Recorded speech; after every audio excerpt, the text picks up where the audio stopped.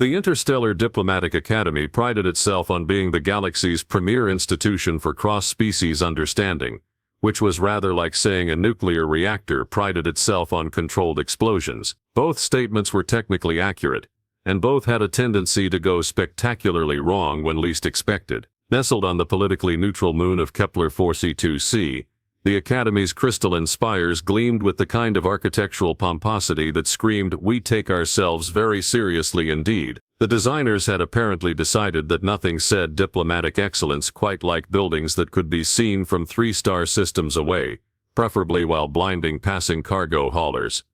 What the Academy's promotional materials failed to mention, buried somewhere between the flowers, about fostering galactic harmony and bridging cultural divides, was that the entire institution operated on a social hierarchy, so rigid it made medieval feudalism look like a progressive commune. Physical prowess wasn't just respected here, it was the currency that bought respect, fear, and the better seats in the cafeteria. The logic, such as it was, made sense to the galactic community at large. After all, in a universe where one species might breathe methane, while another required a gravitational field that could crush diamonds, raw physical capability served as a universal translator. You didn't need to understand someone's language to recognize that they could fold you into interesting geometric shapes. At the apex of this wonderfully sophisticated system sat the Vorthak, because of course they did. Evolution had spent millions of years crafting them into the galaxy's answer to the question, what if a crocodile went to law school and developed delusions of grandeur? Standing nearly 3 meters tall on digicrade legs, with armored hide that could deflect small arms fire and muscles that could bench press a hover tank, they represented everything the galactic community respected in a diplomatic species. That they used these impressive physical gifts primarily for intimidation and casual violence was considered a feature, not a bug. The galaxy appreciated honesty in its power structures, and the Vorthak were refreshingly honest about their intentions to dominate everything that moved and several things that did. Below them in the pecking order came the usual suspects. The crystalline Zephyrians, with their habit of literally cutting through problems, the insectoid Cathera, whose hive mind coordination made them formidable in group conflict, and the gas giant dwelling Nephilim, whose sheer size compensated for their generally peaceful nature. Each species had carved out their niche in the Academy's social ecosystem through some combination of natural weaponry, environmental advantages, or the kind of evolutionary gifts that made other species nervous.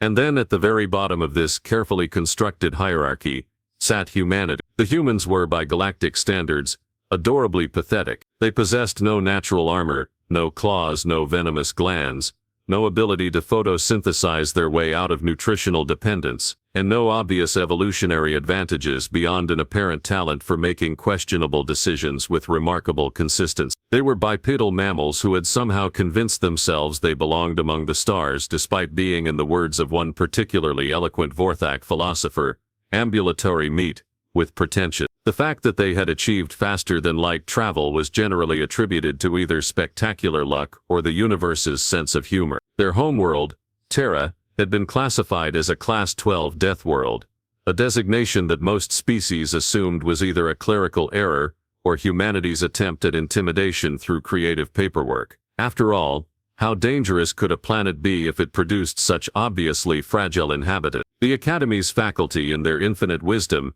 had decided to schedule regular strength assessment days to help students understand their place in the galactic order. These events were supposed to foster respect for diversity while encouraging personal growth, which was a diplomatic way of saying let's watch the strong species beat up the weak ones in a controlled environment. Tomorrow marked the latest of these assessments, and the anticipation rippled through the student body like electricity through water. The Vorthak had been particularly vocal about their expectations, discussing in great detail how they planned to demonstrate proper technique for establishing dominance. Their conversations carried the kind of casual confidence that came from never having met anything they couldn't intimidate, crush, or eat. The human students, for their part, had responded to the upcoming assessment with their species' characteristic strategy of quiet resignation mixed with nervous humor. They clustered together in small groups, making jokes about their impending humiliation with the kind of gallows humor that other species found either charming or deeply unsettling. What none of them realized,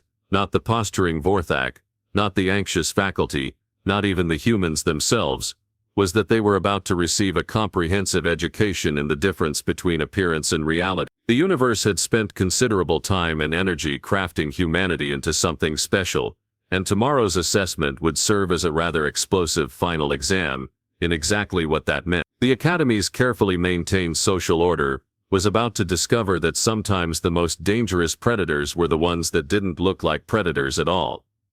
The advanced xenopolitics classroom buzzed with the kind of pre-assessment tension that made quantum particles nervous. Students from 17 different species had arranged themselves according to the Academy's unspoken but rigidly enforced social geography.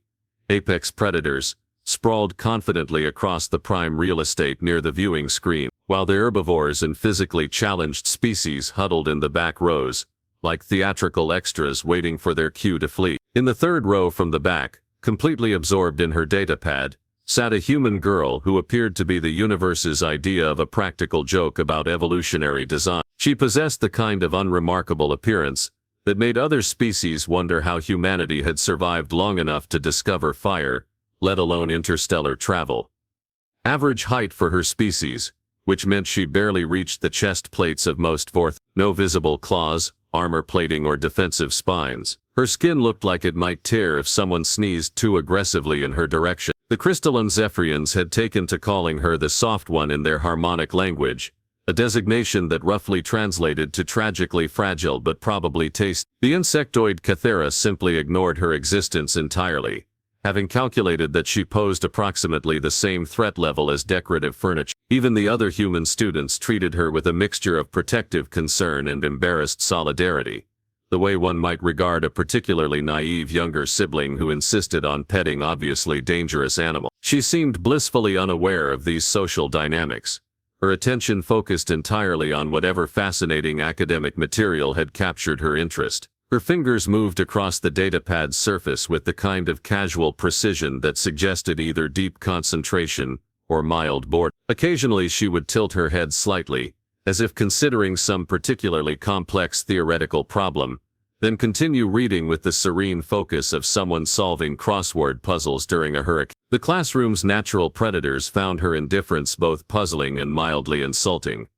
Most species at least had the courtesy to display appropriate fear responses when confronted with superior beings. The Vorthak in particular had grown accustomed to the satisfying sight of lesser creatures cowering in their presence, a reaction that validated their position at the top of the food chain and provided excellent material for their social media account. Krax, whose name roughly translated to bone crusher of enemies in the Vorthak tongue, had been watching the human girl with the kind of predatory interest that made guidance counselors reach for their emergency contact list. As the largest Vorthak in his year, standing nearly 3.5 meters tall and massing enough to serve as a small building's foundation, he considered himself something of an expert on the fine art of intimidation. His success rate in reducing other species to quivering submission stood at an impressive 97%, with the remaining 3% attributed to species that were already dead when he encountered them.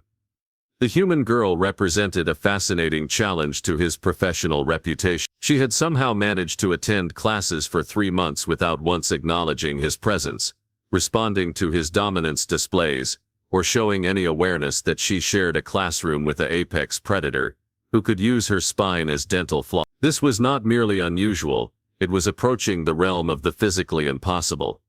Other students had begun taking notice of this brewing confrontation with the kind of horrified fascination usually reserved for natural disasters or political debate. The Cathera workers exchanged rapid pheromone bursts that roughly translated to someone's about to become a cautionary tale.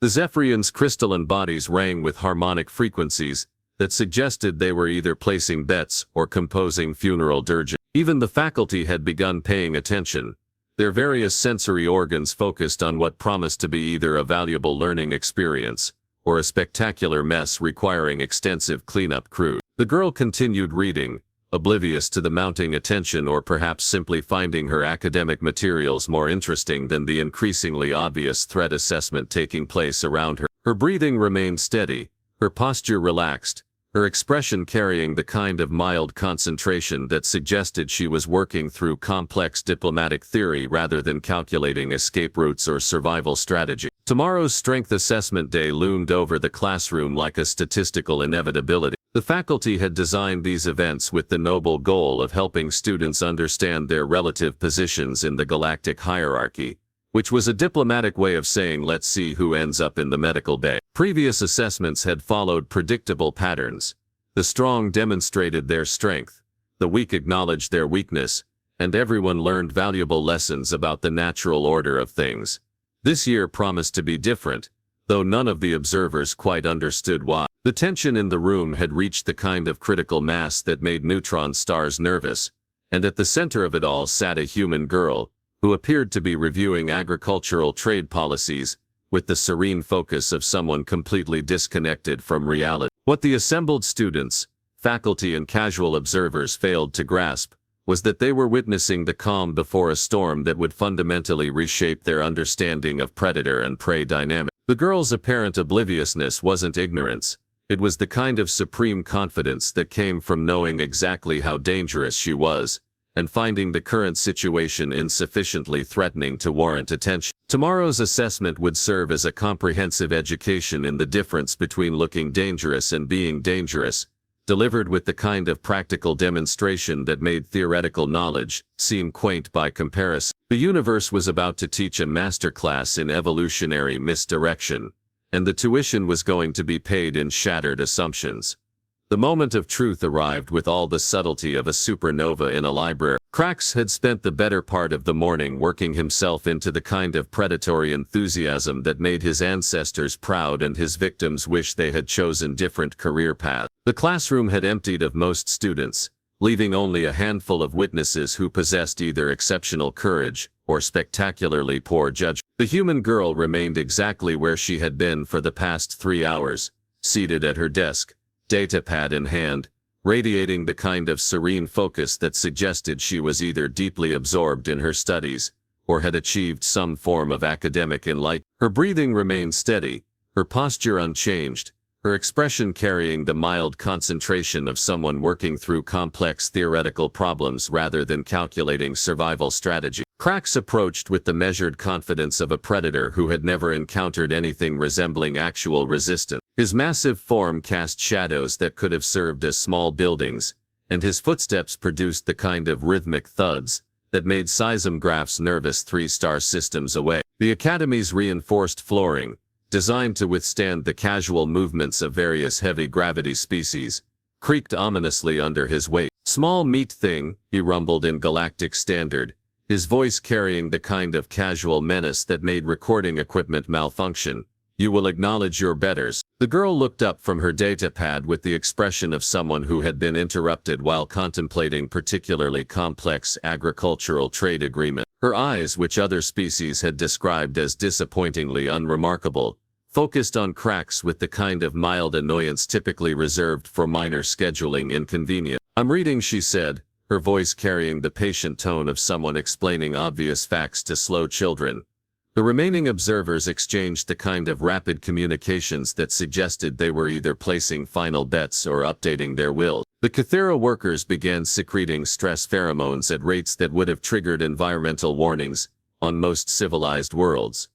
Even the crystalline Zephyrian's harmonic frequencies shifted to registers that roughly translated to someone's about to learn a valuable lesson about reality. Krax, his massive head tilted with the kind of predatory interest that made small animals reconsider their life choices. In his extensive experience, lesser species typically responded to direct challenges with immediate submission, desperate attempts at appeasement, or the kind of panicked flight that made for excellent entertainment. This human's casual dismissal represented something entirely outside his operational parameters. "You will stand," he continued, stepping closer until his shadow completely engulfed her desk, "and demonstrate proper respect for your superior." The girl glanced up again, this time with the expression of someone who had been asked to explain why water was wet.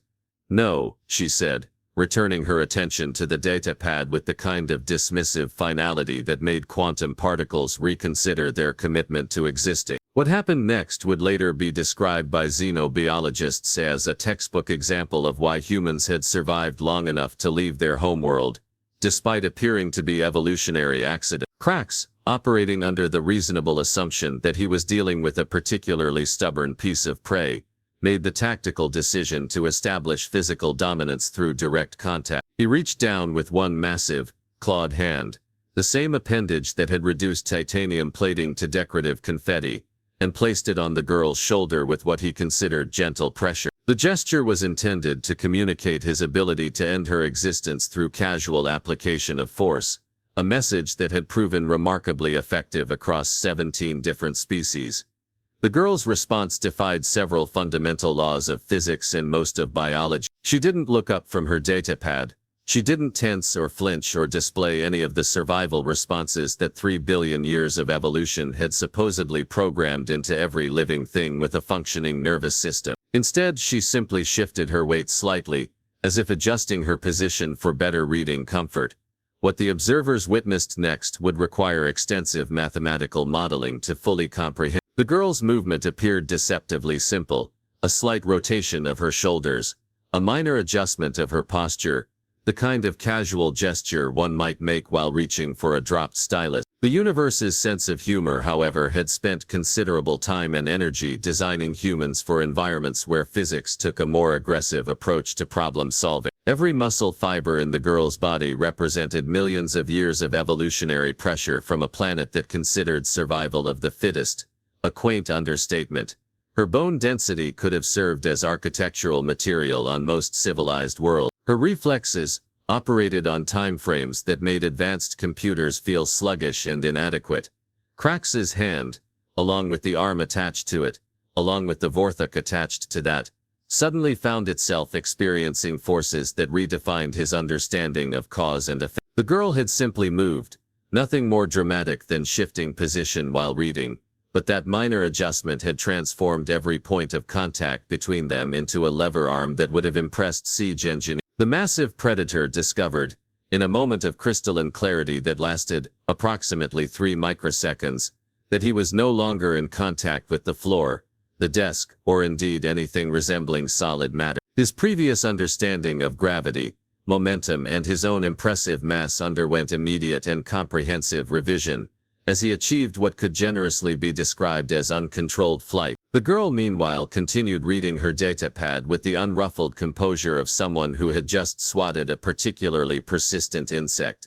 The silence that followed Krax's impromptu lesson in applied physics lasted approximately 4 seconds, which was coincidentally the same amount of time it took for his trajectory to carry him through 3 separate classroom sections, 2 reinforced wall panels, and what had previously been the Academy's award-winning holographic display of galactic diplomatic achievement. The sound of his landing, a complex symphony of crumpling metal, shattering crystal, and what could only be described as surprised apex predator meeting immovable object, echoed through the Academy's corridors with the kind of acoustic authority that made seismic monitoring equipment file formal complaints. Students 6 floors away paused in their studies, wondering if someone had accidentally detonated a small star in the basement. The remaining witnesses sat in stunned silence, their various sensory organs struggling to process what they had just observed. The Kythera workers had stopped secreting stress pheromones entirely, apparently having exceeded their biological capacity for panic. The Zephyrians' crystalline bodies produced no sound whatsoever, which in their species was roughly equivalent to screaming. Even the emergency lighting system seemed confused, flickering uncertainly as if unsure whether this qualified as a natural disaster or an act of divine intervention. The human girl glanced up from her datapad with the mild expression of someone who had been disturbed by construction noise. She looked toward the Krax-shaped hole in the classroom wall, sighed with the patient resignation of someone accustomed to minor inconveniences, and returned to her reading material. Her heartbeat remained steady, her breathing unchanged. Her demeanor suggested that launching 3-meter reptilian apex predators across reinforced architecture was perhaps slightly less interesting than whatever agricultural trade policies she had been reviewing. This casual indifference to having just redefined the Academy's understanding of kinetic energy proved more terrifying to the observers than the actual violence had been. Violence, after all, was comprehensible. Most species understood the concept of superior force meeting inferior resistance. But this complete lack of acknowledgement that anything significant had occurred suggested a level of capability that made their previous assumptions about human physiology seem quaint. Emergency response teams arrived with the kind of urgent efficiency that came from extensive practice dealing with Academy-related catastrophes. The first medical technician to reach Krax's final resting place, embedded approximately 2 meters into what had previously been a load-bearing wall, immediately called for backup, heavy excavation equipment, and possibly a priest. The Academy's emergency protocols had been designed to handle the usual range of interspecies conflicts: claws versus chitin, acid versus armor plating, the occasional psychic assault that left everyone involved with mild headaches and damaged egos. None of these protocols had anticipated the need to extract an apex predator from a wall while preserving enough of his skeletal structure to maintain his basic reptilian configuration. Dean Thicksala, a Nephilim whose usual approach to crisis management involved dignified floating and measured pronouncements, arrived at the scene with the kind of bureaucratic horror that made interdimensional auditors nervous. Her gas giant physiology allowed her to expand her consciousness throughout the damaged area, taking in the full scope of what had transpired with the comprehensive dread of someone realizing that their insurance premiums were about to achieve orbital velocity. "Someone," she announced in a voice that made gravity wells reconsider their commitment to existing, "please explain to me how a human student has apparently converted our apex predator into architectural decor." The faculty members present exchanged the kind of meaningful glances that suggested they were all hoping someone else would volunteer to explain the inexplicable. Professor Kith, whose expertise in xenopsychology had previously seemed quite comprehensive, cleared his four throats with the nervous precision of someone about to admit professional inadequacy. "We may have," he began carefully, "slightly underestimated the physical capabilities of the human students." This masterpiece of academic understatement was interrupted by the arrival of the excavation team, whose specialized equipment had finally succeeded in extracting Krax from his impromptu resting place. The apex predator emerged with the dignity of wet cement and the structural integrity of overcooked pasta. His previously impressive spine now resembled abstract art, and his massive frame bore the kind of geometric improbabilities that made engineering students reconsider their career choices. The medical team's preliminary assessment suggested that Krax would eventually recover, though his future career prospects in intimidation had suffered what could charitably be described as comprehensive revision. His medical chart now included notations that made xenobiologists reach for stronger beverages and question their understanding of cause and effect relationship. Meanwhile, back in the classroom, the girl had progressed to page 47 of what appeared to be a comprehensive analysis of grain futures markets between the Centauri colonies and the Outer Rim territory. Her note-taking suggested she was either preparing for an economics examination or had discovered fascinating inconsistencies in interstellar trade regulations that warranted further investigation. Dean Thicksala's expanded consciousness focused on this deceptively unremarkable human, with the kind of careful attention usually reserved for unstable quantum experiments. The girl's academic records, which the administration was now reviewing with newfound interest, painted a picture of exemplary behavior, outstanding grades, and the kind of quiet dedication that faculty members praised in recommendation letters. What these records had somehow failed to mention was that the student in question hailed from a Class 12 Deathworld, whose idea of suitable living conditions included gravitational fields that could crush most civilized species into interesting geometric shape, atmospheric pressure that turned breathing into an extreme sport, and weather patterns that made natural disasters seem like minor climate adjustment. The realization that the Academy had been treating planetary survivors as academically gifted weaklings struck the assembled faculty with the force of a bureaucratic immediate. Their carefully constructed hierarchy, based on visible physical capabilities and obvious evolutionary advantages, had completely overlooked the possibility that some species might have developed their strengths in response to environments that considered survival a form of advanced mathematics. The girl looked up one final time, apparently having reached a natural stopping point in her study. She surveyed the chaos around her, the emergency teams, the faculty members engaged in urgent consultations, the Krax-shaped hole in the wall that would require extensive repairs, with the mild interest of someone observing moderately interesting weather phenomena. "Will this affect tomorrow's strength assessment day?" she asked, her tone carrying the practical concern of someone worried about academic scheduling conflict. The question hung in the air like a small theological crisis, forcing everyone present to reconsider their understanding of strength assessment and the fundamental nature of reality itself. The Academy's social hierarchy had just undergone the kind of comprehensive restructuring that made continental drift seem gradual, and at the center of it all sat a human girl, who apparently considered the whole affair a minor inconvenience that might interfere with her educational objective. As it turned out, the galaxy's most advanced diplomatic institution had been operating under a rather significant misunderstanding about which species qualified as apex predators. This revelation promised to make future orientation materials considerably more interesting and significantly more accurate.